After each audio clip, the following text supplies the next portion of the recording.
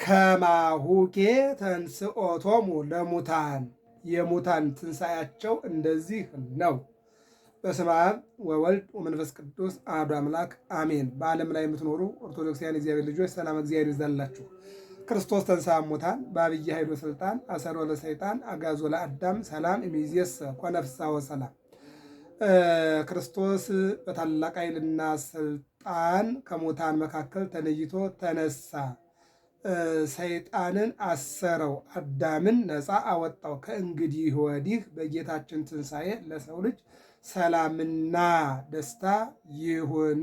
ኦርቶዶክሳውያን እግዚአብሔር ልጆች ሐዋርያው ቅዱስ ጳውሎስ በአንደኛ ቆሮንቶስ ምዕራፍ 15 ሙሉውን ስለ ትንሣኤ ሙታንና ስለ ትንሣኤ ክርስቶስ እየተናገረ ያለውን እያብራራን ያለነውና አሁን እንግዲህ ምዕራፍ 15 ቁጥር 40 ላይ ደርሰናል።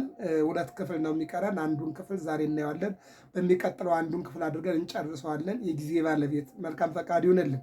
ቅዱስ ያሬድ በሚያዝያ 27 ድጓው በአማን ቃልከ አዳም ዘተሰቀልከ በእንተ ኃጥአን፣ ስለ ሰው ልጆች ስለ ደካሞች የተሰቀልክ አንተ ቃልህ እውነት ነው። አዎ በእውነት ቃልህ ያማረ ነው፣ የተዋበ ነው። የገባኸውን ቃል ኪዳን ትፈጽማለህ፣ የተናገርከውን አትዋሽም፣ ያልከውን ታደርገዋለህ። ለአዳም በኦሪት ዘፍጥረት ምዕራፍ 3 ቁጥር 9 ላይ እመጣለሁኝ፣ ከሰማይ ሰማያት ወርዳለሁ፣ ከድንግል እወለዳለሁ፣ እሞታለሁ፣ በሞቴ አንተን አነሳለሁ፣ ከሲኦል ወደ ገነት እመልስሃለሁ ብለህ በገባኸው ቃል ኪዳን መሰረት አለ ቅዱስ ያሬድ። ቅዱስ ጳውሎስም ገላትያ 4:4 ላይ ቀኑ በደረሰ ጊዜ ቀጠሮ በደረሰ ጊዜ ከድንግል ተወልዶ ዓለሙን አዳነ ብሎ ይገልጠዋል። እንደገና ደግሞ ዮሐንስ ወንጌል ምዕራፍ 11 ላይ የሚያምንብኝ ቢኖር ቢሞት እንኳን ሕያው ነው ይለናል።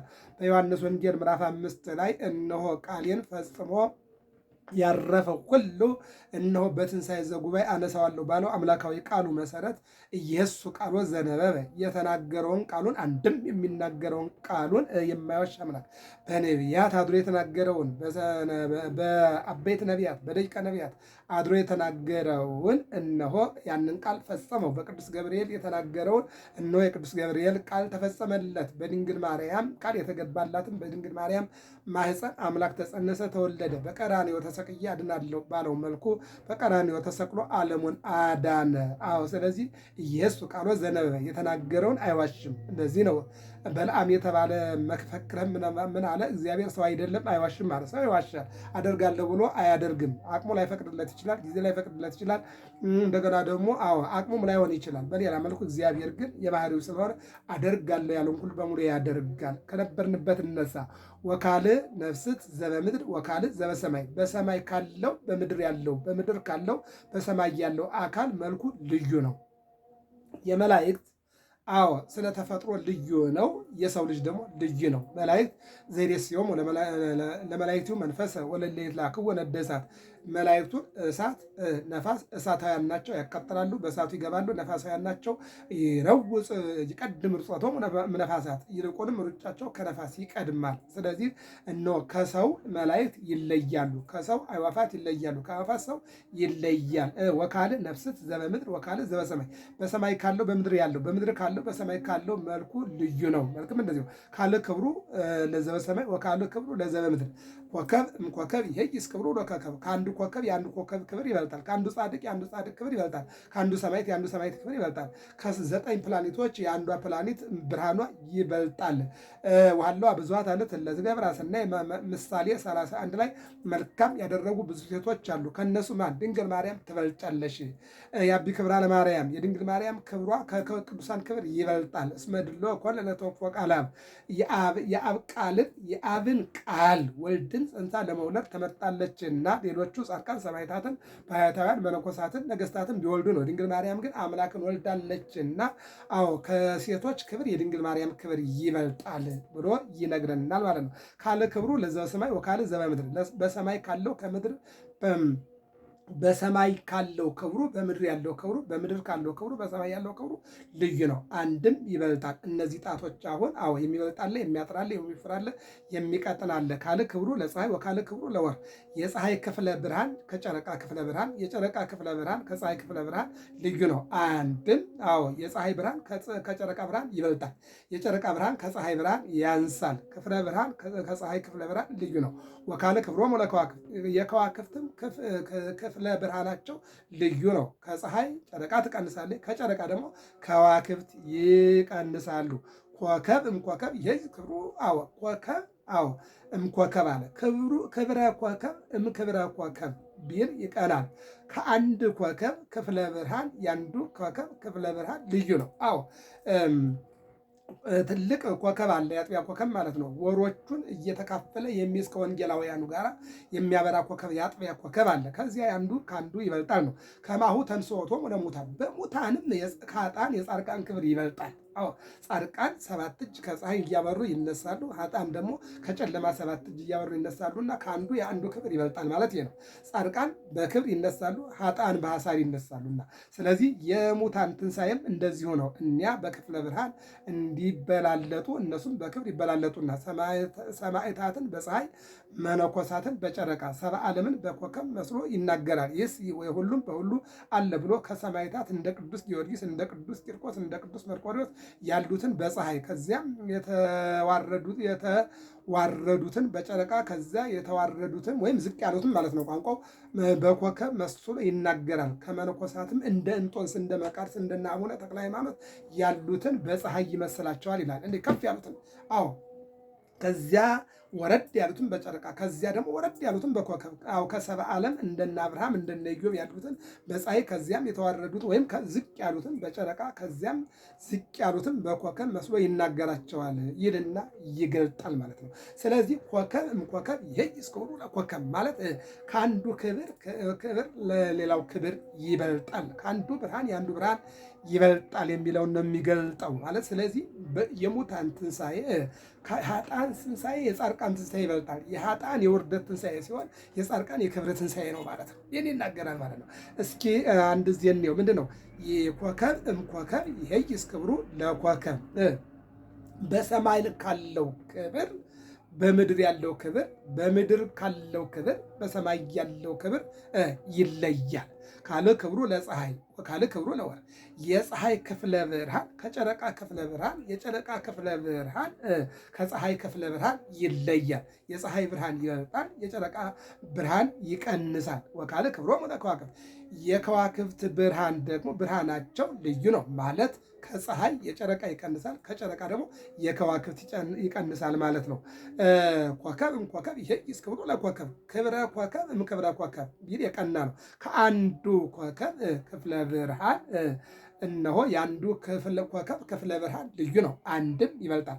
ከአንዱ ኮከብ የአንዱ ኮከብ ክብር ይበልጣል። ከማሁኬ ተንሥኦቶሙ ለሙታን የሙታን ትንሣኤያቸውም እንደዚህ ነው። የጻድቃን የክብር ትንሣኤ፣ የኃጥአን የውርድ ትንሣኤ። ጻድቃን በአባታቸው ከፀሐይ 7 እጅ እያበሩ ይቆማሉ።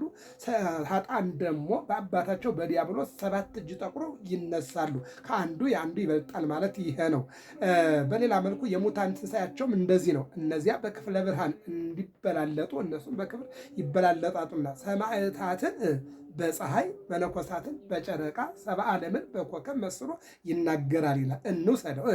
ይህስ ሁሉም በሁሉ አለ ብሎ ከሰማዕታት እንደነ ቅዱስ ጊዮርጊስ እንደነ ቅዱስ ቂርቆስ እንደነ ቅዱስ መርቆሬዎስ ያሉትን በፀሐይ ይመስላቸዋል። ኮከብ እምኮከብ ብሎ ከፍ ያሉ ከፀሐይ ፀሐይ ከጨረቃ ፀሐይ ከከዋክብት ጨረቃ እንደሚበልጥ እንዳስቀመጠው አሁን በደረጃ አስቀመጠ። ቅዱስ ጊዮርጊስ፣ ቅዱስ ቂርቆስ፣ ቅዱስ መርቆሬዎስ እነዚህ በፀሐይ ይመሰላሉ ይልና ዝቅ ብሎ ደግሞ በጨረቃ የሚመሰሉትን ያመጣል ማለት ነው። ምን አለ? ከዚያ ዝቅ ያሉትን በጨረቃ ይመስላቸዋል። ከነማን? ከነ ቅዱስ ጊዮርጊስ፣ ከነ መርቆሬዎስ፣ ከነ ቂርቆስ በታች ያሉትን በጨረቃ ይላል። እንደገና ደግሞ ከመነኮሳትም እንደ እንጦስ እንደ መቃርስ እንደነ አቡነ ተክለ ሃይማኖት ያሉትን በፀሐይ ከዚያ ዝቅ ያሉትን በጨረቃ ይመስላቸዋል። ከሰብአ ዓለም እንደነ አብርሃም እንደነ ኢዮብ እንደነ ኢያሱ ያሉትን በፀሐይ ሌሎቹን ደግሞ ዝቅ አድርጎ ደግሞ በጨረቃ ይመስላቸዋል። ከዚያም ዝቅ አድርጎ ደግሞ በከዋክብት ይመስላቸዋል ይለናል። ይቀጥልና ይዘራ በዘይማስል በሚፈርስ በሚበሰብስ ስጋ ይቀበራል። ገበሬው ይዘራል ያፈር ያለብሰዋል ይቀበራል። ይህን ምን አለ? ይዘራ በዘይማስል በሚፈርስ በሚበሰብስ ስጋ ይቀበራል ይልና ወይ ተነሳ በዘይማስል በማይፈርስ በማይበሰብስ ስጋ ይነሳል። ትንሣኤ ዘጉባኤ ነው የሚያመጣው። ይዘራ በሐሳር ንባቡን አይምሮውን አጥቶ ይቀበራል። ወይ ተነሳ በክብር ንባቡን አይምሮውን አግኝቶ ይነሳል። ሲቀበር በድኑ ይቀበራል። ሲነሳ ግን ነፍስና ስጋ ተዋህደው ይነሳል ማለት ነው። ሙቀቱን ቅዝቃዜውን አጥቶ ይቀበራል። ሲነሳ ሙቀቱን ቅዝቃዜውን ይዞ ይነሳል። ነፍሱን ስጋውን አዋህዶ ይነሳል አለ።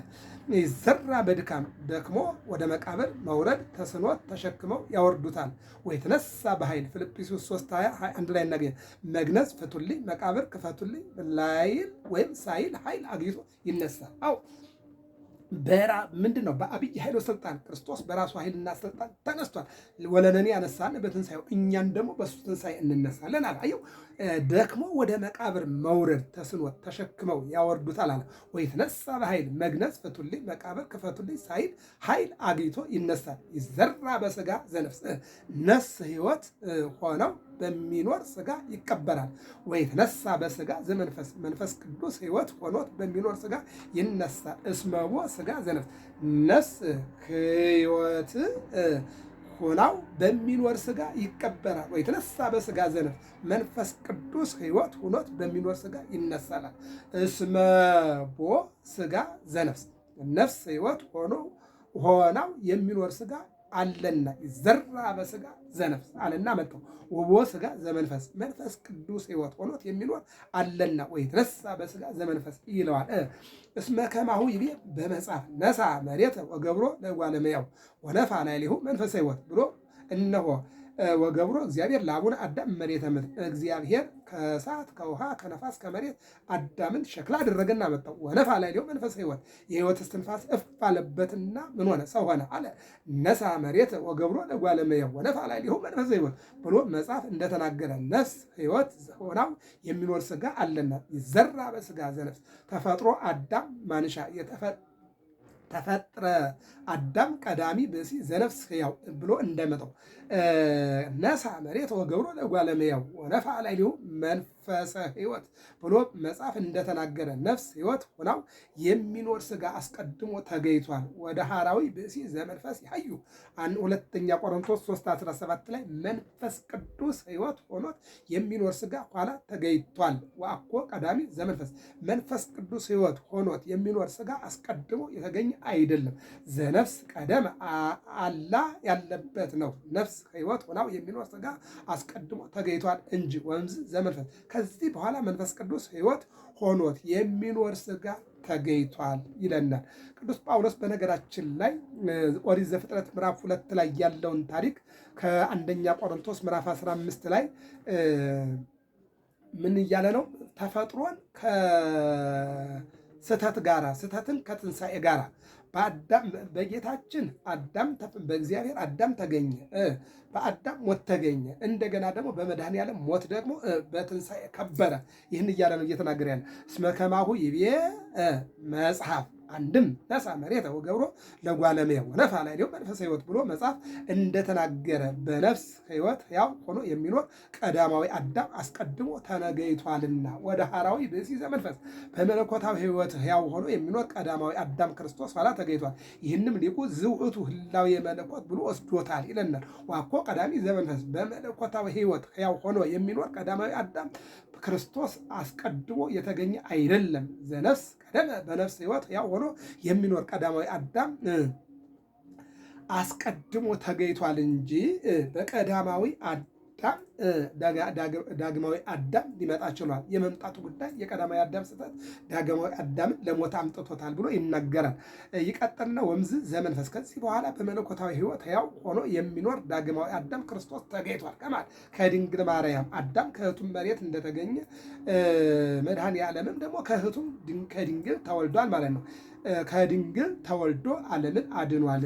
ይልቁንም ከእህቱም ከድንግል ተጸንሶ የተወለደው በእህቱም መቃብር የተነሳው በተዘጋ ደጅ ገብቶ ለሐዋርያት ሰላምን የሰጠ መድኃኔ ዓለም ተገኝቷል። ቀዳማዊ ብእሲ ምድር መሬታዊ፣ ቀዳማዊ አዳም ከምድር የተገኘ ምድራዊ ነው። ወዳግም ብእሲም ሰማይ ሰማያዊ፣ ዳግማዊ አዳም ክርስቶስ ግን ከሰማይ የወጣ ሰማያዊ ነው። ይህን ይናገራል። የዮሐንስ ወንጌል ምዕራፍ 3 ቁጥር 15 ላይ ወአልቦ ዘዐርገ ውስተ ሰማያት ዘእንበለ ዘወረደ ወእጓለ እመሕያው፣ ከሰማይ በራሱ ፈቃድ ወደ ምድር ከወረደ ውጭ ወደ ሰማይ በራሱ ፈቃድ የወጣ የለም ይላል። በከመ ዝኩ መሬታዊ፣ አዳም መሬታዊ እንደሆነ ከማሁ መሬታውያን እኛም መሬታውያን ነን። ወበከመ ዝኩ ሰማያዊ፣ ክርስቶስ ግን ሰማያዊ እንደሆነ ከማሁ ሰማያውያን እኛም ሰማያውያን ነን። ወበከመ ለበስነ አምሳሊሁ ለመሬታዊ፣ መሬታዊ አዳምን መምሰልን ገንዘብ እንዳደረግን ከማሁ ንልበስ አምሳሊሁ ለሰማያዊ፣ ሰማያዊ ክርስቶስን መምሰልን ገንዘብ እናደርጋለን። አዳምን መምሰል ዳህፅ ዘበኃጢአት ቦት፣ አዎ ክርስቶስን መምሰል ሕይወት ጽና ቅዱሳት ነውና ይላል። አዳምን መምሰል እነሆ በሰውነቱ አዎ መከራን መቀበል ነው። ክርስቶስን መምሰል ደግሞ የትንሣኤ ባለቤት መሆን ነው። ወዘንተ ንብለክሙ ኀዊነ ከመ ዘሥጋ ወደም ኢይወርስ መንግሥተ እግዚአብሔር፣ ወንድሞቻችን ስጋዊ ደማዊ ሰው መንግሥተ ሰማይን አይወርስም ብለን እንዳይወርስ ይህን ነገር እንነግራቸዋለን።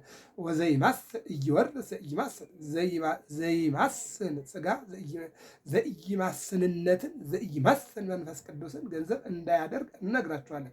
ናሁ ህቡአ ነገር እነግረክሙ፣ እነሆ ህቡ ነገር እነግራችኋለሁ። ህቡአት ካላቸው ከአምስቱ አንዱ ምስጢረ ትንሣኤ ሙታን ነውና አሁን የሚመጣውን ህቡ አለው። ምስጢረ ትንሣኤ ሙታን በነገራችን ላይ ምስጢር ማለት የማይዳሰስ የማይነገር የተሰወረ ማለት ነው። አዎ ምስጢረ ትንሣኤ ሙታን የሰው ወደ መቃብር መውረድ መነሳት፣ ይሄ የሰው ልጅ ሊመረምረው ሊያውቀው የማይችል ምስጢር ነው ማለት ነው። እና ይልና ምን ይላል? ኩልነ ዘንመውት፣ አንደኛ ተሰሎንቄ 4:15 ነገር ግን ሁላችን የምንሞት አይደለንምን? ወባሕቱ ኩልነ ንትየለጥ በምድር ከመ ቅጽበተ ዓይን ዘበድኃሪ ንፋተ ቀን፣ በኋላም አዋጅ ፈጥነን አንድ ጊዜ ግብር እምግብር እንለወጣለን እንጂ። የምጽአቱን ለደብረ ሲናው ደኃሪ አለ፣ አንድም ሦስተኛውን ለሁለተኛው ደኃሪ አለ፣ አንዱን ለአንዱ ደኃሪ ይላል። በቀዳሚ ንፋተ ቀን ይትጋባ ጸበደ ሥጋ ዘተዘርወ፣ ወበዳግም ንፋተ ቀን ይሰፈያ አይጽምት ወይከውን በርነ ፍጹመ ዘእንበለ አንሳህስሆ፣ ወበሳልስ ንፋተ ቀን ይትነሥኡ ሙታን ከመ ቅጽበተ ዓይን እንዲል ቅዳሴ ያዕቆብ ዘስሩግ። አዎ ያዕቆብ ዘስሩግ ላይና ትርጓሜው ላይ ይህን ይናገራል። ምን ማለት ነው? ቅዱስ ሚካኤል በመጀመሪያ ደወል ያሰማል። ደወል ሲያሰማ ምን ይላል? በቀዳሚ ንፋተ ቀን አለ። በመጀመሪያው የቀርን ጩኸት የደወል ድምፅ የተጋባ ጸበለ ሥጋ፣ ጸበል ማለት ትቢያ ማለት ነው። ትቢያ የሆነው ሥጋ ዘተዘሮ የተዘራው እነሆ የተዘራው አፈር የሆነው ጥል የበላው ምስጥ የበላው ይነሳል። የመጀመሪያው ጩኸት ላይ ይነሳል። ወበዳግም ንፋተ ቀን ይሰፈያ አይጽምት ወይከውን በርነ። አዎ በሁለተኛው ድምፅ ደግሞ ያ አመድ የነበረው አቧራ የነበረው የተነነው እንደገና በነበረበት ይሰፋል። አፍንጫ ቦታው ላይ፣ ጆሮ ቦታው ላይ፣ ጭንቅላት ቦታ፣ አንገቱ ላይ፣ እጁ ላይ፣ እግሩ ላይ ሁሉም ሕዋሳት ወደ ነበረበት ስፊት ይልና ይሄ ጥበብ እግዚአብሔር ነው፣ አይመረመርም። ወበዳግም ያለው ንፋተ ቀን ይሰፈያ አይጽምት ይሰፋል ወይከውን በድን ይሆናል። አሁን ጌታ ከአፈር ከእሳት ከውሃ ከነፋስ ከመሬት ሸክላ እንዳደረገው አሁን ይሰበሰቡና በሁለተኛው ድምፅ በድን ይሆናል ማለት ነው። ሸክላ ይሆናል ማለት ነው። ከዚህ በኋላ ወበሳልስ ሊል ነው እንግዲህ ምንድን ወበሳልስ ንፋተ ቀን ይትነሥኡ ሙታን ከመ ቅጽበተ ዓይን ይላል። አዎ በሶስተኛው ግን ይላል ያ አዎ የተሰፋው ያ አዎ ምንድን ነው የሚለው?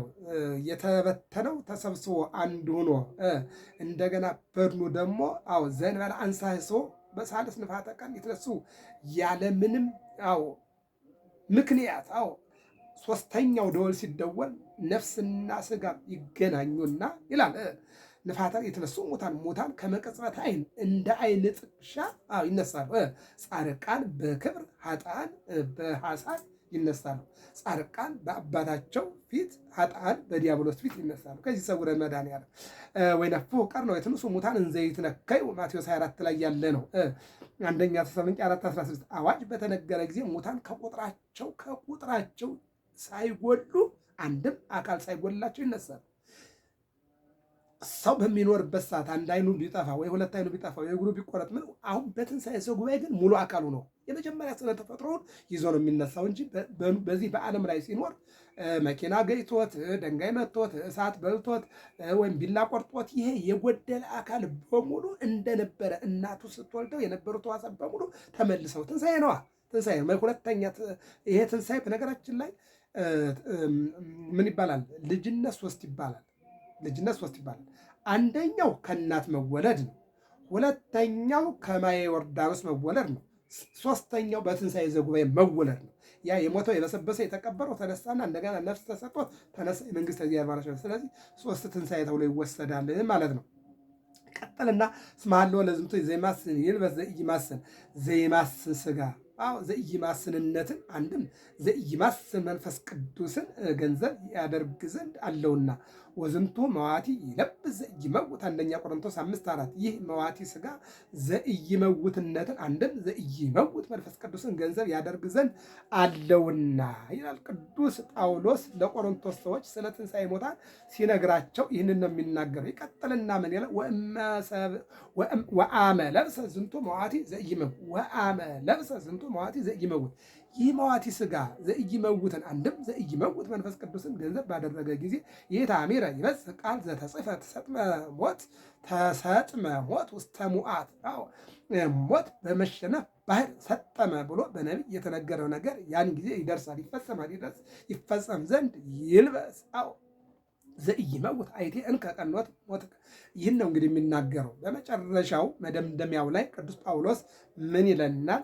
አንደኛ ቆሮንቶስ ምዕራፍ 15 ቁጥር 54 ላይ እንደዚህ ይለናል። ይህ መዋቲ ሥጋ ዘኢይመውት መንፈስ ቅዱስን ገንዘብ ባደረገ ጊዜ አለ የተአሚረ ይበጽሕ ቃል ዘተጽሕፈ ተሰጥመ ሞት ውስተ ሙዓት ይላል ኢሳይያስ 1:8 ሞት በመሸነፍ ባህር ሰጠመ ብሎ በነቢይ የተነገረው ነገር ነቢዩ ኢሳይያስ ነሳ ደዌነ ወጾረ ሕማመነ በሽታችን ተሸከመ፣ ስለኛ ተጨነቀ፣ ተገረፈ፣ ተሰቃየ፣ በእርሱ ቁስል እኛ ተፈወስን ያለው ሞቱን የተናገረው ግርፋቱን የተናገረው መድቀቁን መገረፉን የተናገረው ምን አለ? ሞት በመሸነፍ ባህር ሰጠመ ብሎ በነቢይ የተነገረው ነገር ያን ጊዜ ይደርሳል፣ ይፈጸማል። ይደርስ ይፈጸም ዘንድ ይለብስ ዘኢይመውት አይቴ እንከ ቀኖትከ ሞት አለ። አሁን ሊጠቀልል ነው እንግዲህ ቅዱስ ጳውሎስ ሞት ድል መነሳትህ ወዴት አለ? ሞት ድል መነሳትህ ወዴት አለ? ዋይቴ መውትከ ሲኦል ሆሴዕ 13 አለ። መቃብርስ ይዞ ማስቀረትህ ወዴት አለ? ወዴት ነው? 5500 ዘመን አበውን መሳፍንትን ነገስታትን አበይት ነቢያትን ደቂቀ ነቢያትን የዋጥካቸው ያሸነፍካቸው አንተ ሞት ማሸነፍ ዛሬ ወዴት አለ? ክርስቶስ 6666 ግርፋት ተገርፎ በ5 ሚስማር ተቸንክሮ በአንድ ጦር ተወግቶ ይልቁንም ደግሞ ሆምጣጤ ጠጥቶ ይልቁንም ፊቱን ተጸፍቶ ይልቁንም ጭንቅላቱን በበትር ተደብድቦ ይልቁንም ደግሞ የኋሊት ታስሮ ይልቁንም ደግሞ የብረት አክሊል ጭንቅላቱ ላይ ገብቶ ሆምጣጤ ጠጥቶ መቃብር ወርዶ ድንጋይ በላዩ ላይ ተጭኖ ዙሪያውን ወታደር ተደርድሮ ሞት ድል መንሳትህ ወዴት አለ? መቃብርስ ይዘህ ማስቀረትህ ወዴት አለ? በመቃብሩ ላይ ድንጋይ ተጨምሮ በድንጋዩ ላይ 400 ወታደር ተጨምሮ ወዴት አለ ማሸነፍ? አው ሞትስ መቃብርስ አው ሞት ድል መነሳትህ ወዴት ሞት ድል መንሳትህ ወዴት አለ? ማን ክርስቶስን ድል መንሳትህ ወዴት አለ? መቃብርስ ይዞ ማስቀረትህ ወዴት ነው? ወቀኖትሰ ለሞት ኃጢአት የሞትስ ኃይሉ ኃጢአት ናት። ወኃይላኒ ለኃጢአት ኦሪት ሮሜ 7:13 ኃጢአትንም የምታበረታት ኦሪት ናት። ወለ እግዚአብሔር አኮቴ ዘወሀበነ ንማ በእግዚእነ ኢየሱስ ክርስቶስ አዎ በትንሣኤ ሞትን በጽድቅ ኃጢአትን ድል እንነሳ ዘንድ ድል መንሳቱን የሰጠን እግዚአብሔር ይክበር ይመስገን። አዎ እንድገመው፣ በትንሣኤ ሞትን በጽድቅ ኃጢአትን ድል እንነሳ ዘንድ ድል መንሳትን የሰጠን እግዚአብሔር ይክበር ይመስገን አለ። ወይዜኒ አኀዊነ ፍቁራን ኩኑ ጽኑዓን አሁንም ፍቁራን እርስ በርሳችሁ የምትዋደዱ አንድም እግዚአብሔርን የምትወዱ አንድም እግዚአብሔር የሚወዳችሁ ወንድሞቻችን ጽኑዓን ሁኑ። ወድለዋል በስራው ሁሉ ዝግጁ ሁኑ። ሁለቱም አርስት ነው፣ ለሁለቱም ያመጣል። ወይታንቀልቅሉ እምሃይማኖት ከሃይማኖት አትናወጡ፣ እንዳትናወጡ ሁኑ ጽኑ። አዎ ከሃይማኖት እንዳትናወጡ ጽኑ አለ። ወንድሞች ሆይ በሃይማኖት አትናወጡ፣ እንዳትናወጡ ሁኑ። አዎ ወአብዝሑ ገቢረ እግዚአብሔር ዘልፈ ወአብዝሑ ገቢረ ለእግዚአብሔር ዘልፈ ሁልጊዜ እግዚአብሔርን ለማገልገል የእግዚአብሔር ማደሪያ ለመሆን ሁልጊዜ የትሩፋትን ስራ አዝታችሁ ስሩ፣ ትሰሩ ዘንድ ሁኑ ድልዋን አለ። ሁኑ ድልዋን ሁኑ ድልዋን የተዘጋጃችሁ ሁኑ። ከመ ኢኮነ ለዝንቱ ዘጻመውክሙ በእንተ እግዚእነ አዎ በጌታችን በኢየሱስ ክርስቶስ ስላመናችሁ የተቀበላችሁት መከራ ዋጋ ላለመቀበል እንዳይደለ ታውቃላችሁና አብዝታ